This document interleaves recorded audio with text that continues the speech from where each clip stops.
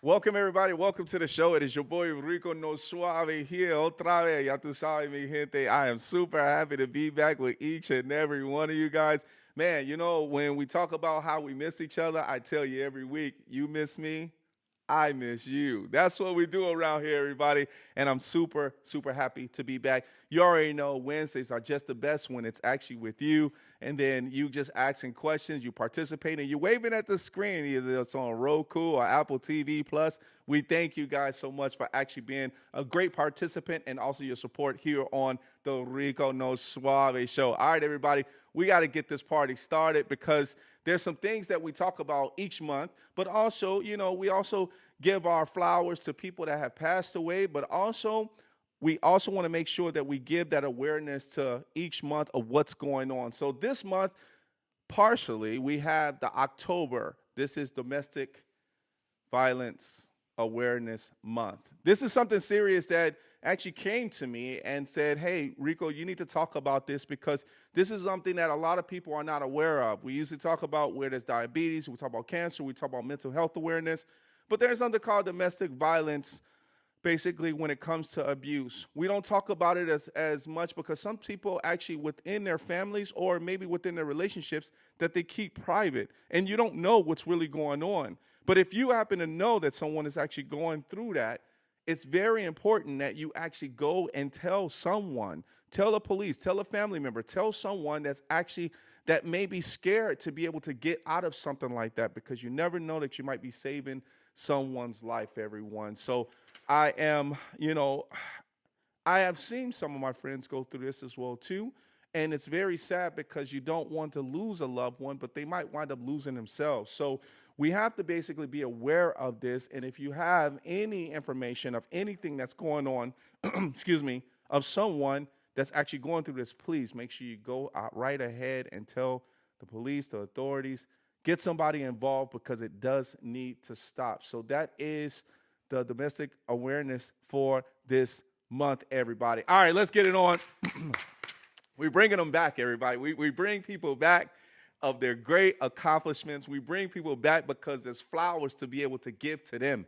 The accomplishment that this gentleman has actually made over, how can I say, in 2019, he came on a show and he was just starting, I think, the film festival. And thank God I was a part of that as well, too, to be part of his journey and to be able to see that. But over the time, I was able to see this gentleman grow into something even bigger, from newsletters to basically post on social media, but also being able to see live videos of also celebrities that's actually in his presence. But also, he's also a radio host. I'm kind of happy about that. He's also a radio host as well, too. Everybody, I want you guys to put your hands together for none other than my guy. Hey, it's two-time Grammy-nominated. I want to say, is it Grammy or Emmy? Okay, Grammy, Emmy-nominated, my man, Telly winning Troy Pryor. Let's get it on. What's up, Troy? What's up, man? How are you, I'm man? good, bro. Yes, sir. Speaking into existence, Yes, Grammys coming, Grammys on deck. Yeah. Hey, that was meant for me to say, man. That was meant for me to say. I'm glad that I actually said that because it is going to come true, man. It's going to come true.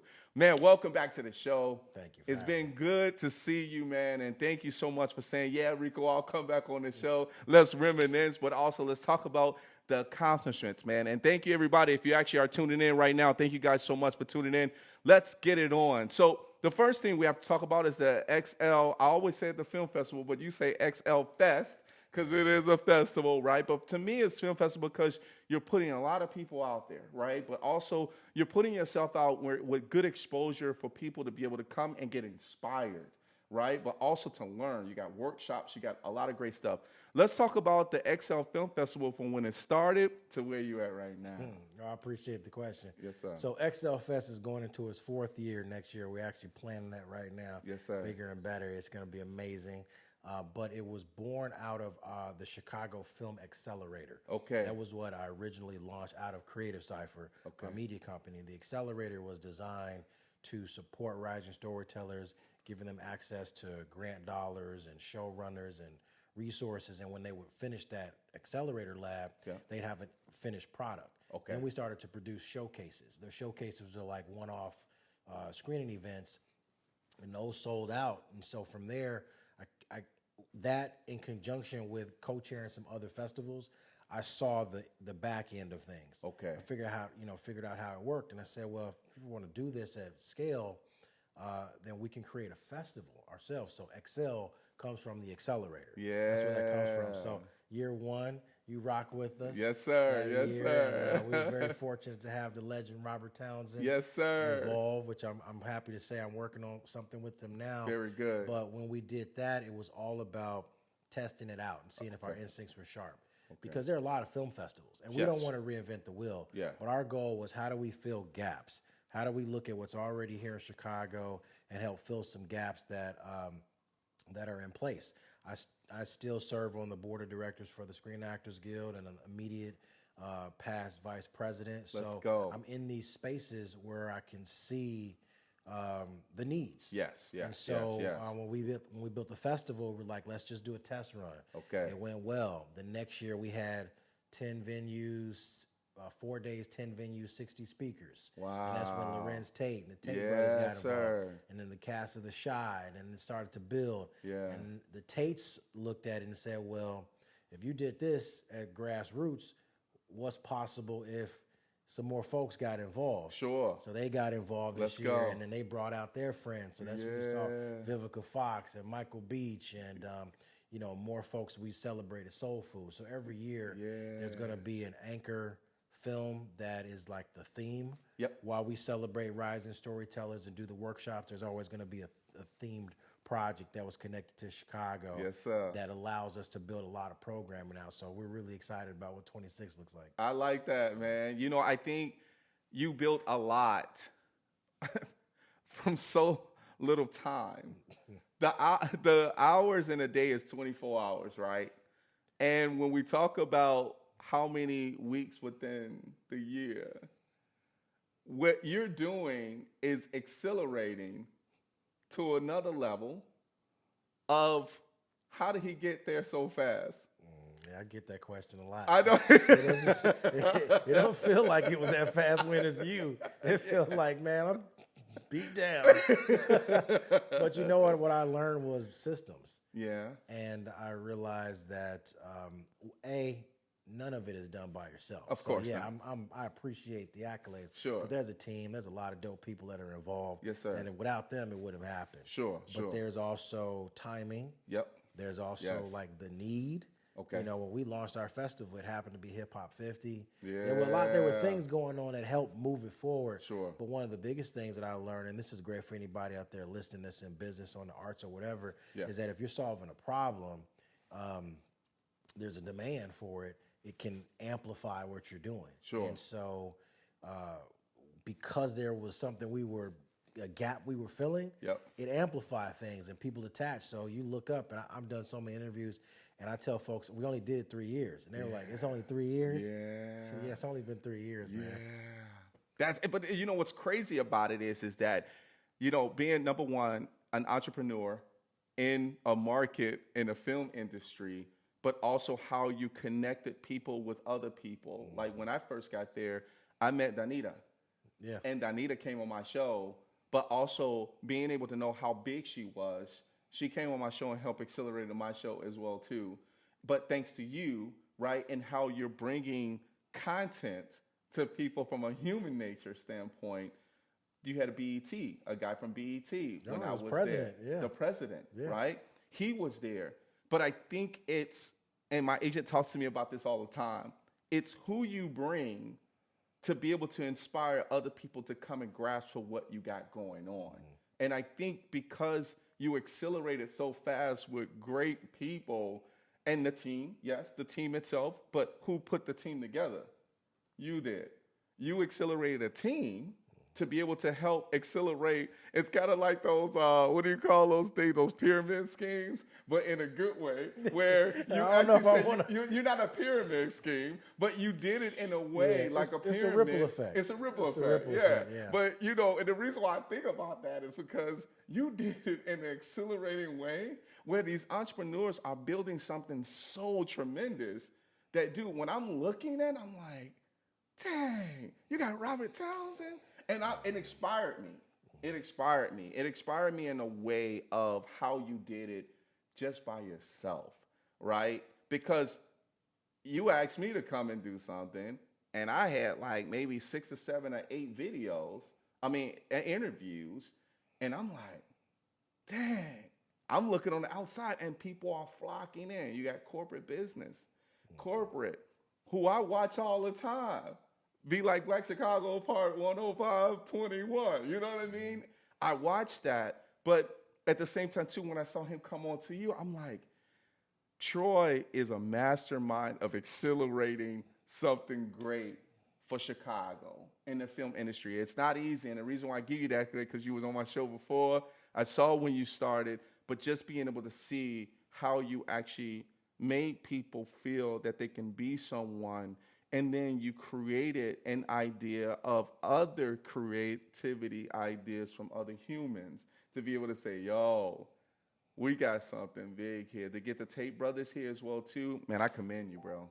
Thanks. I commend you, man, for well, real. you know, for me, man, it goes back to community. Yes. And Yes, sir. that's at the foundation of it all. So I never looked at it as though I was reinventing the wheel or like coming up with a new concept. None of it is new. Yeah. None of the concept is new, but where I tend to excel at is execution. Yep. And so it's a lot of great ideas you hear all the time. And, you know, I'm one of the first people to say, hey, if somebody's already doing that, I'm not going to reinvent it. I'm going to introduce myself, see if I can add value to what they're already doing. I like that. And that helps to move things faster. So you look up and you got like, you know, how did you do that in 3 years? It's like, because I wasn't replicating anything. Right. You know, like if somebody was already doing it and I'm like, okay, I know I bring value. If we align, then let's build on that. Or this is something that I focus on and I do this really well. Yeah. You come over here. Yeah. And it just continues to ping pong. And then after a while, you look up in a room and you're like, it's a couple hundred people in this room. And I engage with every single person in some way. But the main thing is, how do I get those individuals to engage with one another? Yes, sir. When I'm not there, I get emails sometimes, and I've forgotten that I connected folks. I remember I was at an event, and I was walking with somebody, and I was like, oh, man, meet so-and-so. Or I'm glad you all connected, or I mentioned something. Yeah. Like they were working on something together. Yeah. And I was like, oh man, that's good that you all are connecting. They were like, yeah, you connected us 2 years ago. Yes, sir. And I was like, okay, I'm glad that worked then. I don't know. Yeah. But I think that's the joy of it, man. The joy of it is also because the accelerated is, and this is going to be kind of like the word I'm going to be using for this whole interview, because you've and I'm a witness of it. That's what I'm saying. I'm a witness of being able to see it either from the inside to the outside. You've connected people together to really grow something big. Now, there's another side of the form of the film industry in Chicago. It's not as big what they say per se, like New York or California or LA and things like that. But we know that we have a lot of great talent here, and you're proving that, because there's a lot of people that you're connecting with other people here. How do you sleep? But I was gonna say, how do you maintain a template for yourself, knowing that you stand on track as far as with this film, as fast as it's growing? How do you keep a normal pace, or just staying consistent with knowing that, of course, I'm still connecting people throughout the year, and I know that my film festival is coming up in 26. How do you maintain that consistency with yourself on that? I write everything down. I surround myself with like-minded people. And like-minded doesn't mean we always agree. Sure. You need people that can challenge you. Yes, sir. And I'm happy to say I'm actually in the process right now. I haven't even made the announcement. I'm onboarding a team, so I'm actually removing some hats right now from this. Okay. We'll announce a new president soon. Okay.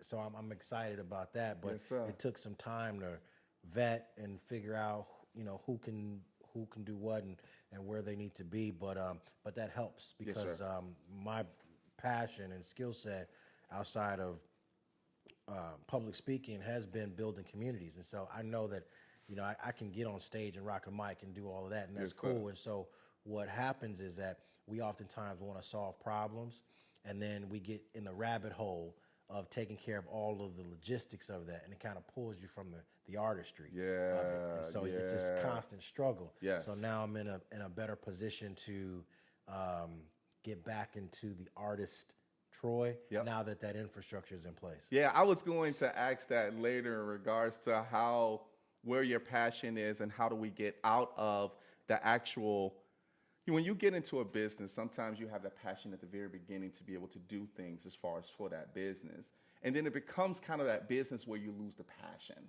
right? And we're going to take a quick commercial break, but when we come back, the one thing that I do want to get from you, because I'm sure you've seen this in other people, right, that actually run their businesses where it feels like I'm running a business, but I kind of lost my passion. And you kind of talk a little bit about that, where you need to come back to what you really love to be able to do. Everybody, it's your boy Rico No Suave. I got my man Troy Pryor. I tell you, it's Creative Cypher up in here, man. I'm happy to have him here as well, too. And also, he's a radio host. Everybody, hey, we're going to be back. I'll give you about 3 minutes. We'll be right back. Darling.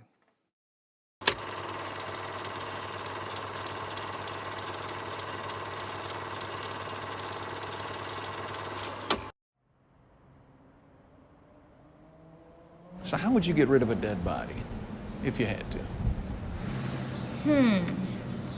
It's a good question. It's pitch black. Weigh your body down. Problem solved. Oh! I got it. Suicide. I'd put the body on the tracks and make it look like a suicide. You could dump a school bus off that bridge at 2 a.m. Nobody would see a thing. Mr. Walensky? He put her body in the refrigerator. You guys broke up? Yep. For real? It would take an actual miracle for us to get back together again.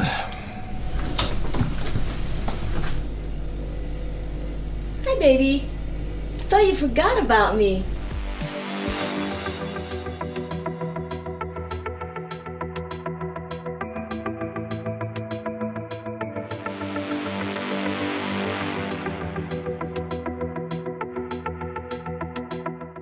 His fingerprints are on the cell phone. And why does he have her cell phone? Because he killed her.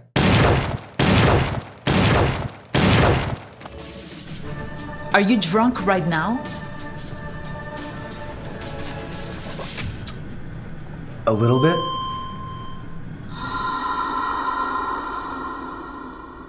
Let's just say I really don't want you to use my bathroom right now.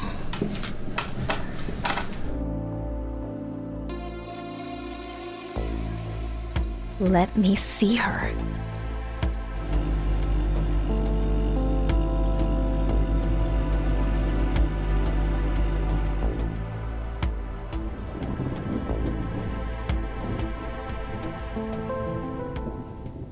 No. Can't open the fridge.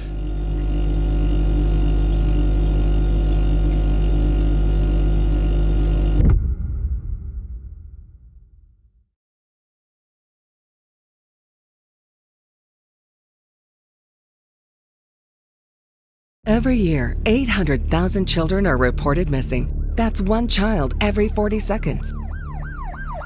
It's every parent's worst nightmare. Right now, there are 483 missing children cases still open. Your card donation can help keep kids safe and bring missing kids home. Donate your unwanted card today. Fast, free pickup, 24-hour response. Plus, you'll get the maximum tax deduction. Call 800-723-2013. Welcome back, everybody. Welcome back. It is me, your boy Rico No Suave. Welcome back. We have none other than my man, Troy Pryor. Yeah, hey, if you missed what we just talked about, we're about to talk about this passion in regards to how do we keep that within a business. So, Troy, because there's so many people that you connect with and there's so many business owners that you connect with as well, too, you as yourself, as an entrepreneur, and knowing that where your passion is at, and then all of a sudden it kind of reeks going into that business, right? Going into that business standpoint. How do you tell people to actually, and even for yourself, how do you tell people, hey, this is a good way for you not to lose the passion of what you love, so you can actually just not think of it just as a business in general? I think it's always important to ask yourself, why are you here? Like, why are you here? Because you can get caught up in all kinds of things. There are all kinds of ways that conversation can go with any business, especially with entertainment. But even on a positive sense, a lot of the things that I've dealt with, they weren't necessarily negative. It was just a lot of hats that you have to wear. When you're an entrepreneur, solopreneur, you're doing a lot. Yeah. And it's all for a good reason. But eventually you have to get to a point where you can delegate. You don't have to do every aspect of things if you want the quality to be, to be as good as possible, because you can only do so much for so long. Yes, sir. Their burnout is real. And so you get to a point where you're like, you know what, man, it just doesn't make sense anymore. If I keep going at this pace, the quality isn't as high that I can't really do much with this. Yeah. So maybe I take a step back, or maybe I learn to respectfully say no more. Yeah. And so you like that. increase your quality of your output. Yes, sir. And you realize, man, I didn't need to do all of those things. I didn't need to do everything. I didn't need to be at every single event. Yes, sir. And there's a lot of value in being able to prioritize your time and your energy. But I do think that it's good to sort of go through that process so that you realize, like, okay, great. Now I have a team. I know how this works, and how this is supposed to sound, and what's supposed to happen over here, and where this light is supposed to be, and that light is supposed to be. So it's good that you have that, because if you get stuck in that, you can drain you from your passion. Yes, sir. Which even as I'm saying this, you stop and you go back to, why am I here? And so for me, it was like, I'm not here to run a film festival. It didn't even feel like I was here to be a producer. That wasn't what it was. It was, I'm a storyteller. I want to connect with people, and I want to use my creative talents. But they say necessity is the mother of all invention. And when those opportunities weren't there, I took it upon myself to try to create my own opportunities. And then that turned into, well, how do I do that at a pace where I'll always have something going on, or I'm operating at a certain level. Well, that means I need access to resources. And then after a while, I'm like, okay, I'm writing grants. It's like all these things, and you're like, whoa, I'm doing a whole lot of stuff to get back to what I ultimately wanted. So I'm grateful for the journey. Okay. But I'm happy that I had that phase of things, and now I'll move to the next phase. And a couple of weeks ago, I was cast in my first film in almost 7 years. Wow. As an on-camera talent. Congrats. And I was like so at ease Yes, on sir. set, because I didn't have to worry about anything in there. I was like, hey, let's have fun. Let's play. Let's go. Yeah, well, that's where where you can actually relax and be yourself again, right? People were coming up asking me, "Are you okay? You good?" And I'm like, I don't think you realize I'm so good right now. I am good. I am good. I came off book, me with my, cast and all that. Don't have to, the craft services came like, whatever. So-and-so's running late. Ain't my fault. I don't know. I'm good. I'm good.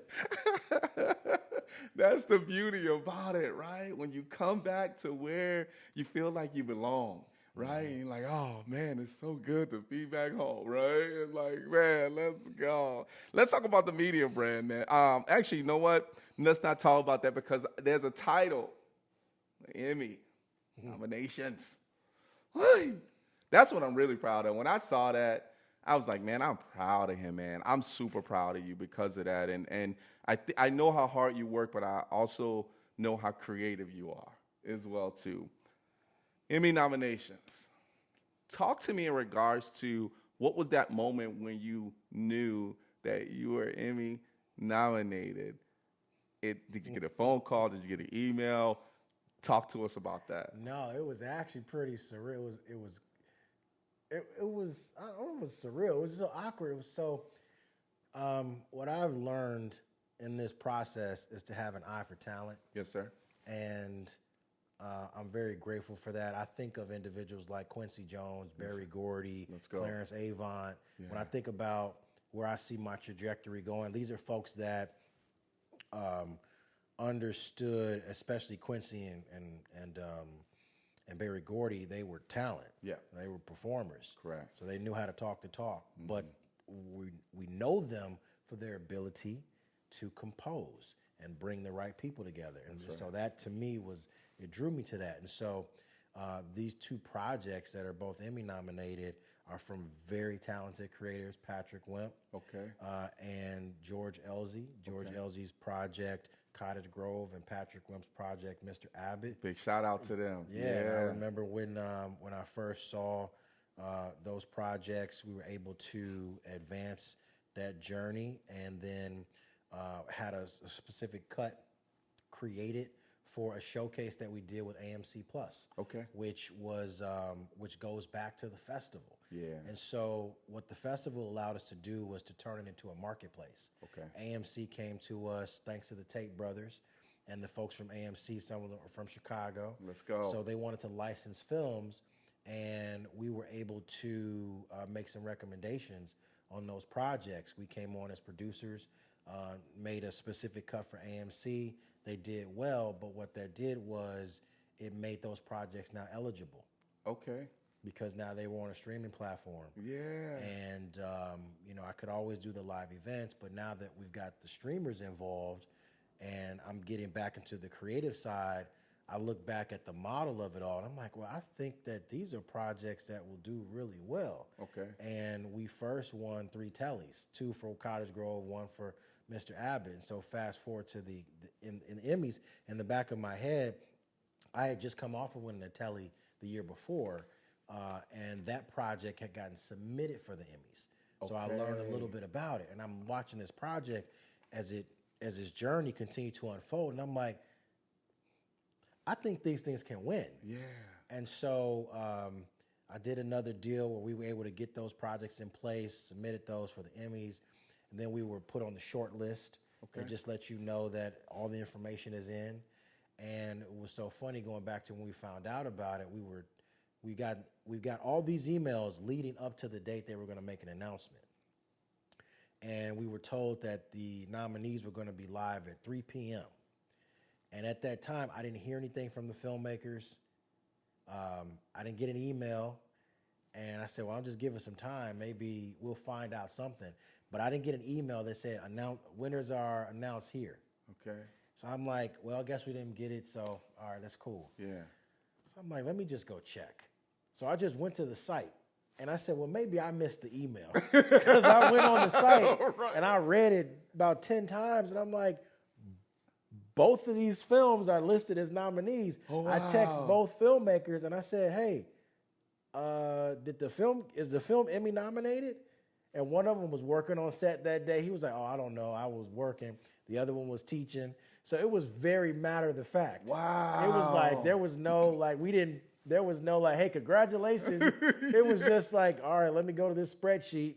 Oh, they're the names, so I guess that's what it is. Oh, wow. And we were all like, shit, we post, is it real? We don't know. Like, I don't want to put this out there if it's not a real thing. That's correct. Yes, sir. And eventually one person posted. Next thing you know, we started getting the congratulations. I'm like, okay, it's real. Wow. So I'm Emmy nominated now. So I'm like, that okay. is surreal. But you know what? I appreciate that because it kind of keeps you grounded. It was just kind of like, all right. Let me go tell my son before we go play basketball or baseball. So, what's crazy about that is that, well, this comes into a play where I think where organizations know that if someone is being nominated, that there should be something of a phone call, an email. That's the first thing I think about, a text message, something. Send me something to let me know I'm nominated, because you by instinct went on to the site to see. It's like like basketball. Let's say, did I make the cut? Oh, right? That's exactly what it felt Yeah. like. It felt like I'm walking up to the list to see Yeah. if I'm yeah, I think let me go check to make sure I'm seeing the right thing.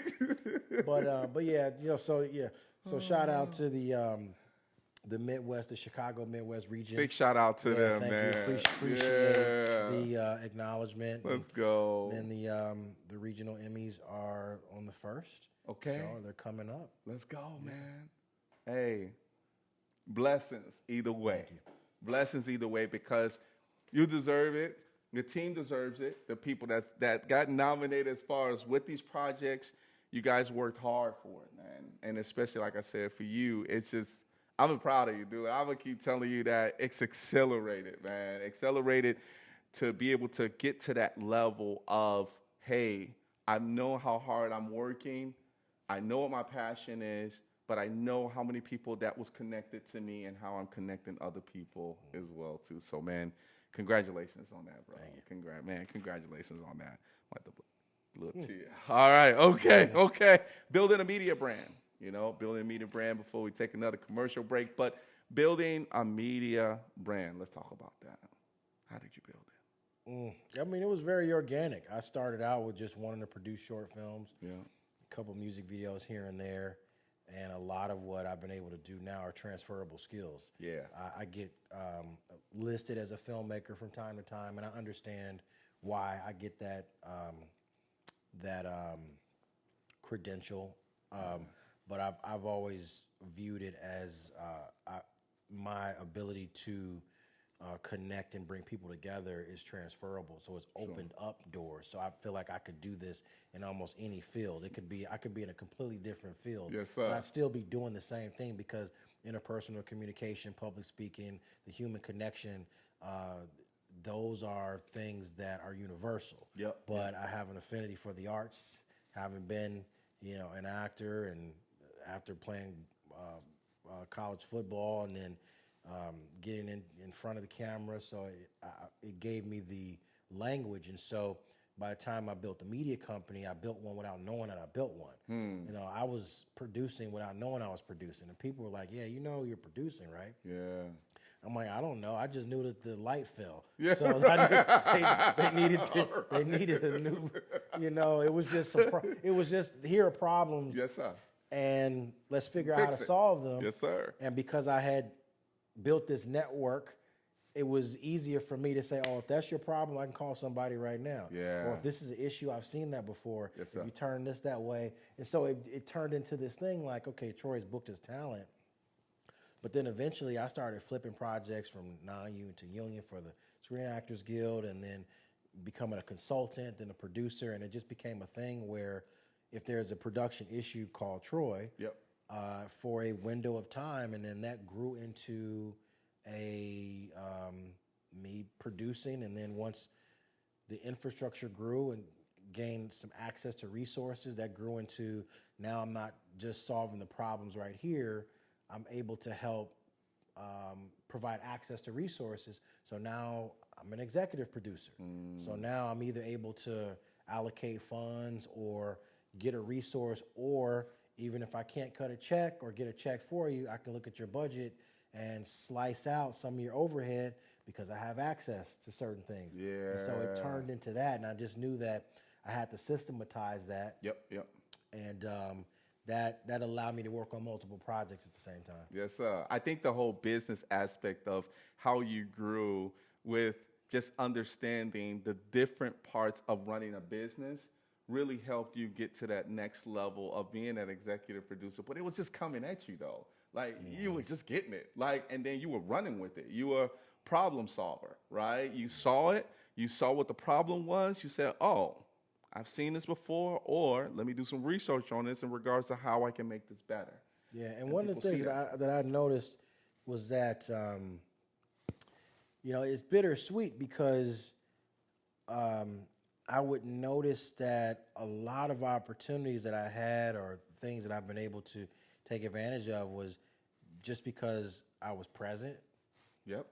I took the step. I mean, there are plenty of people that are way more talented, smarter, and just I think are more deserving of some of the titles that I've gotten. Sure. I've got my directorial debut for TV One projects. So I've been a director. Yes, sir. But I haven't pursued that like I have with some of the other producing things. But I just know people that are very talented in the craft. Yeah. But what I saw I would excel at was that ability to see the bigger picture, connect the dots, and get from just meetings about meetings to actually doing it. Yeah. And then you look up and you're like, man, you built this in 3 years. And it's like, it's not because I was special, it's because when we were all talking about it, my next step was to do something. Yes, sir. And that's it. Executioner. Yes, do sir. it. Yes, Yeah. sir. Yes, sir. I like that, man. Everybody, hey, if you ain't learning by now, you better be learning something because my man Troy is giving out facts and also giving some very good business tips as well, too. And hopefully you guys are being inspired as well, too. Your boy Rico No Suave. Everybody, we're going to take another quick commercial break here with my man, Troy Pryor. It's your boy Rico No Suave. We'll be back. Darling.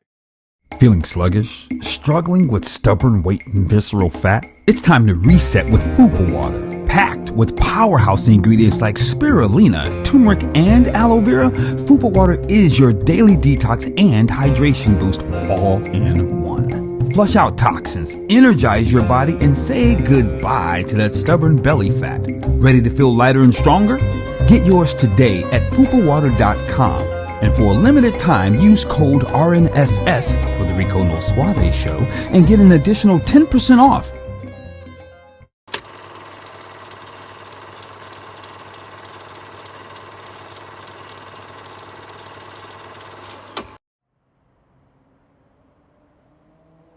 So how would you get rid of a dead body, if you had to? It's a good question.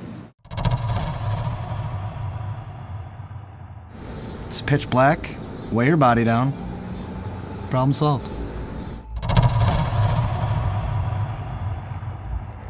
Oh, I got it. Suicide. I put the body on the tracks and make it look like a suicide. You could dump a school bus off that bridge at 2 a.m. Nobody would see a thing. Mr. Walensky? He put her body in the refrigerator. You guys broke up? Yep. For real? It would take an actual miracle for us to get back together again.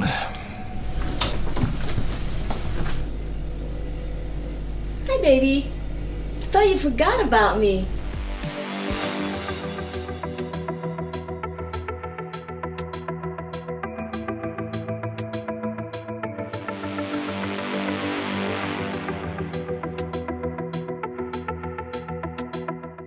His fingerprints are on the cell phone.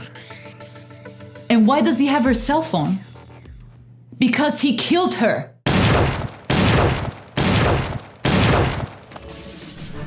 Are you drunk right now? A little bit?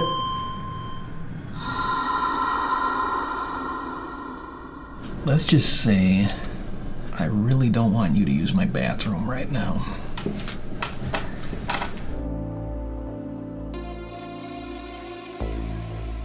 Let me see her.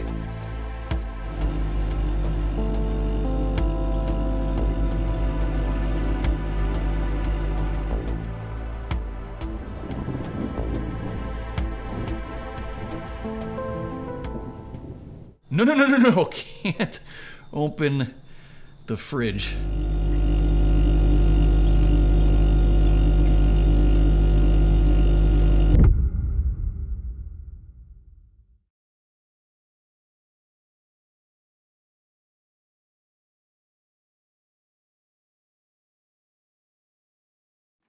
Welcome back, everybody. Welcome back. Your boy Rico No Suave here with my man Troy Pryor. How you doing, man?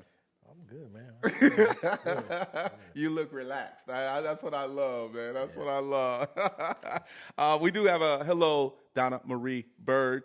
Thank you also to the comment of us not being live, but we should be live on YouTube right now. So thank you so much for bringing that to our attention. I know that you're actually on Twitch. Thank you so much for actually bringing that to our attention. We did check, so we are live on YouTube. Donna Marie Bird says, Troy, don't you feel that being nominated helps to prepare you for winning? Because it's a very emotional thing, and people have to be ready to deal with that. Some people don't know how to win. It's very deep. And yeah. being nominated prepare you to win? I guess organically it does. Yeah. You know, I certainly pray and hope that we are fortunate enough to win these regional Emmys on the first. Yeah. But there was something about just being nominated where I was like, man, I just, you know, I'm not gonna say I'm done. Like that's cool with it, but you know, Right. that was a lot for me. Yes, sir. But as far as not knowing how to win, I think you can probably go in a lot of different directions. It'd be interesting to know, like, to unpack that question. Yeah. Is it about the fear of what the next level is? I think that's what it's at. That's something Yeah. that you can explore. Yeah. But you know, one thing I talking to people about, the awards are great. However,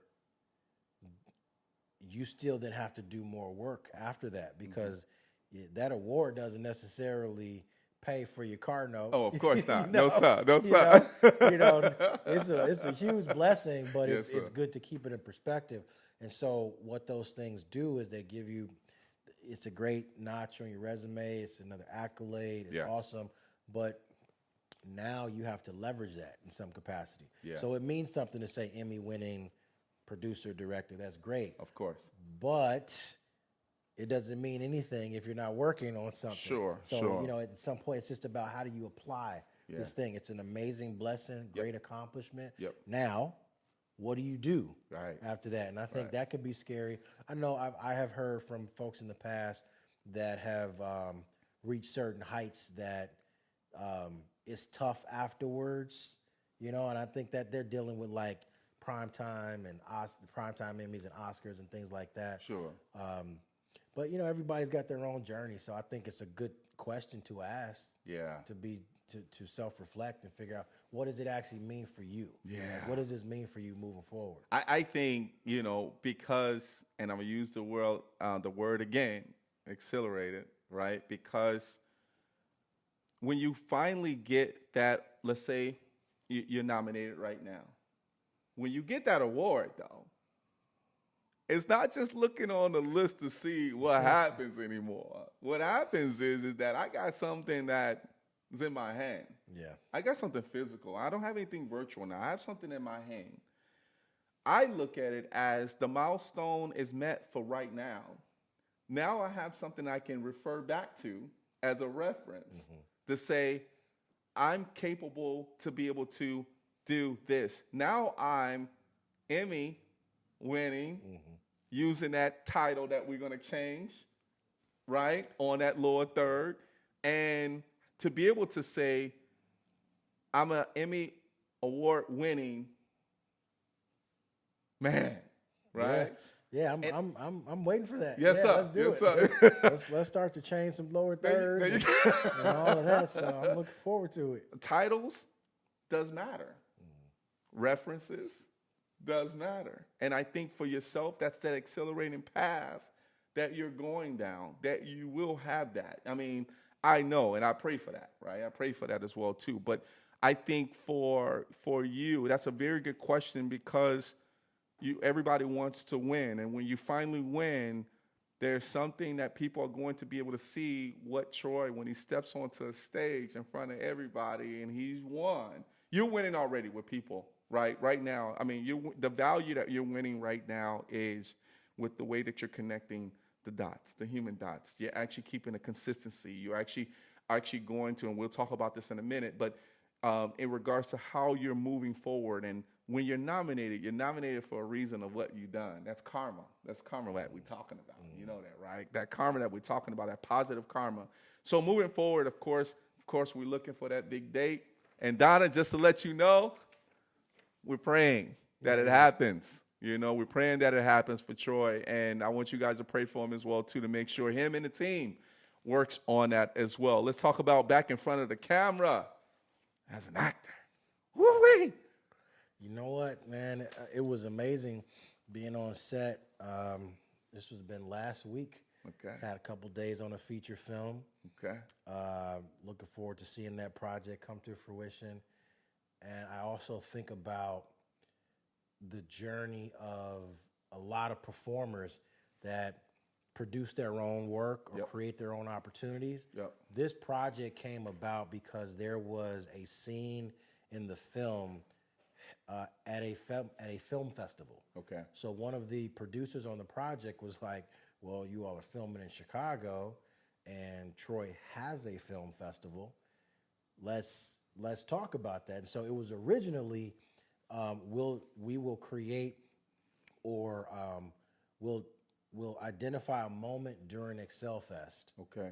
Where we would have already informed the audience and let them know that here's a panel, but we're gonna, whatever's going on for the festival purposes, but we're also going to film some B-roll. We're just gonna grab some footage because it's a lot easier. If you're ever watching a film and they're at a baseball game or a basketball game or something like that, with the exception of CGI, a lot of times they actually filmed at a game. Okay. To grab that because it's hard to replicate. So it's like you want to film an NBA game, go to an NBA game and film. Right. So anyway, that's how it started. And the reason I bring that up is because I built this festival.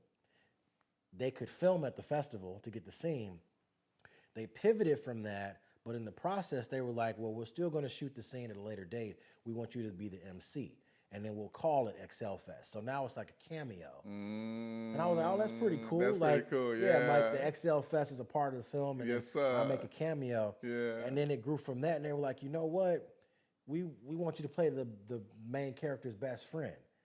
I said, okay, because I actually passed at first. Okay. Because in my mind, I'm like, man, I haven't been in front of camera in a while. Sure. Even if I could, my brain is in all these different directions. I'm just coming off of this festival, so much going on, and I want the project to be good. Yes, and sir. I told the director, and I'm like, I just want to serve the project, and I want to give it what it needs.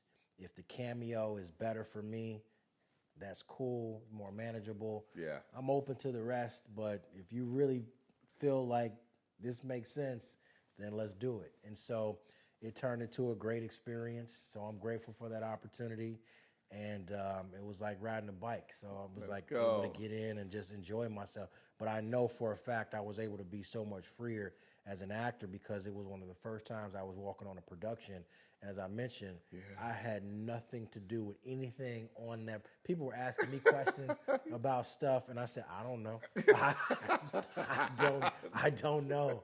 I'm here as talent. I'm free. That's what it felt like. I was like, I don't know. Let's go. I do not know the answer to that. Yeah. That's the cool thing about it, right? Because the word that you said, that word that we all like to say, enjoy, right? Mm-hmm. We like to enjoy. When you say enjoy, I'm relaxed, I'm at ease, I'm having a great time, right? And I think for you, man, because you're able to enjoy being that actor and knowing that, hey, I know I haven't done this in a long time. Let's see how this works. Next thing you know, man, I'm so glad to be back, And now and that's a great thing, man. That's a good, but it also, what it tells you is that that's that milestone that you accomplished years ago that you came back to, and it's like, man, I'm reliving that dream, right? I'm reliving what I love.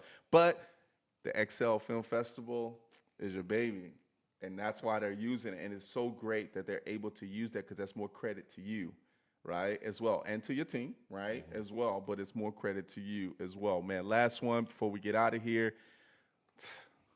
I'm proud to say this. You co-hosting a radio show. Let's get it on, man.